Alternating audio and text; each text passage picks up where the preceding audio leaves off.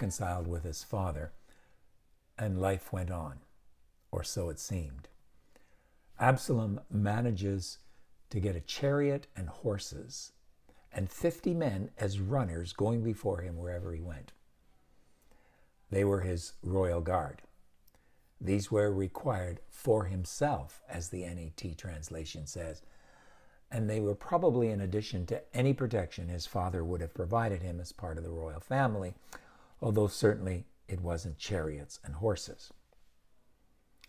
Now, what was all that about? Hi, I'm Ken Godevanis, and this is Digging for Scriptural Gems. Thanks for joining us again today as we continue to study 2 Samuel in the Old Testament. Today we're looking at chapter 15, verses 1 to 6. Given that these guards would run before his chariot, his acquisitions were clearly not for the purposes of speed. Here's David Gusick on the matter. Quote, "This means that Absalom did not want the chariot for speed, but to make an impressive procession. This was Absalom the politician, sensing what the people wanted and knowing how to give them the image of it." End of quote. We're told in verse 2 that he would get up early and go and stand beside the gate to the city. There he waited for anyone that had a suit or a complaint for arbitration to present before the king, King David, for judgment. Gusick tells us that ancient kings also acted as the supreme court of the land.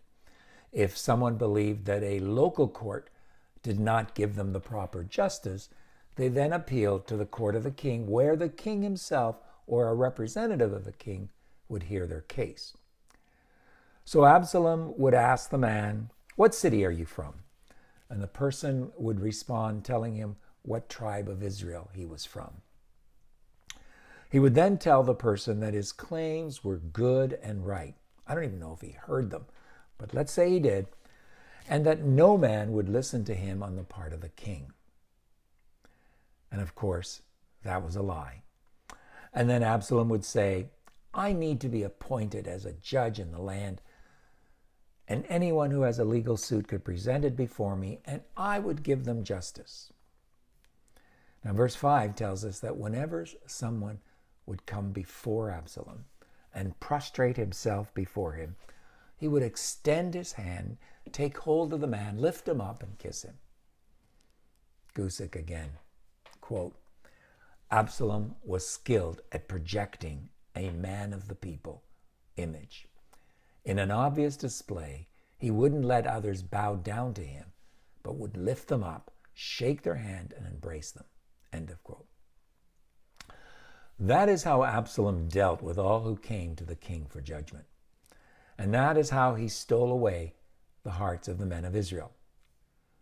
Chuck Smith says this, quote, "He was a shrewd politician, kissing the babies, if you like, and just saying the things that the people wanted to hear.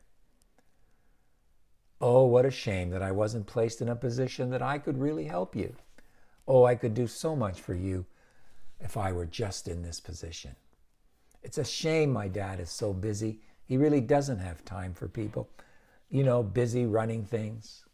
Oh, what we could do for you." End of quote. Absalom knew that he had to create the image of a man of the people.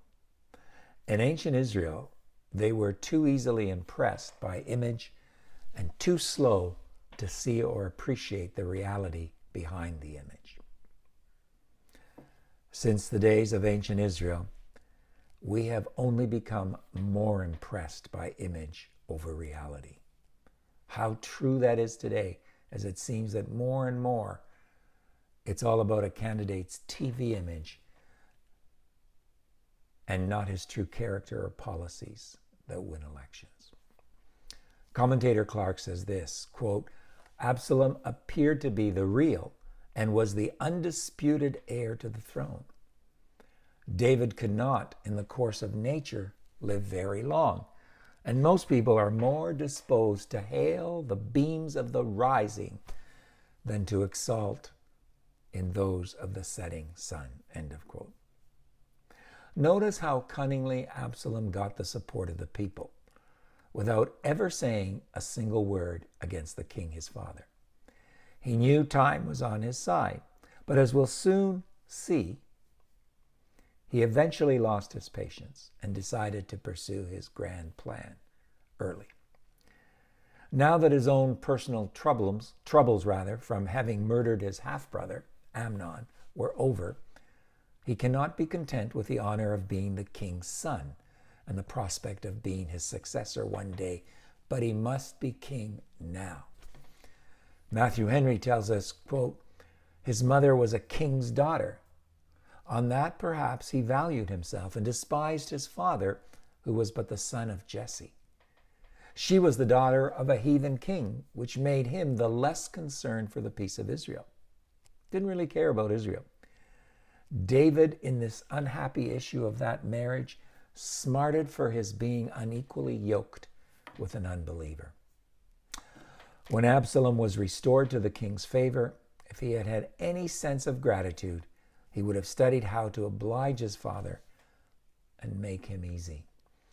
But, on the contrary, he meditates how to undermine him by stealing the hearts of the people from him. End of quote. He had learned from the king of Geshur what was not allowed by God's directions to the king of Israel, to the kings of Israel. That is, to multiply their horses, which made him look desirable with his horses, while his father on his mule looked despicable. The people desired a king like the nations, and such a one Absalom would be, appearing in pomp and magnificence and circumstance above what had been seen in Jerusalem. Henry reminds us, quote, ambitious projects are often carried on by a show of humility. Check it out, Colossians chapter 2, verse 23. He knew what a grace it puts upon greatness to be affable and courteous, and how much it wins upon common people. Had Absalom been sincere in it, it would have been to his praise. But to fawn upon the people that he might betray them was abominable hypocrisy. He croucheth and humbleth himself to draw them into his net. So says Psalm 10, verses 9 and 10. Looking back on this passage, one wonders whether a person could ever redeem himself after being forgiven for what he had done. I had the opportunity during the Christmas season this year, 2022, to see the movie Spirited, a modern adaptation of the Christmas Carol. In it, some ghosts try to redeem the unredeemable. And of course, there is much debate during the movie as to whether or not these people could redeem themselves, or even allow these ghosts to redeem them. But here's the lesson for me.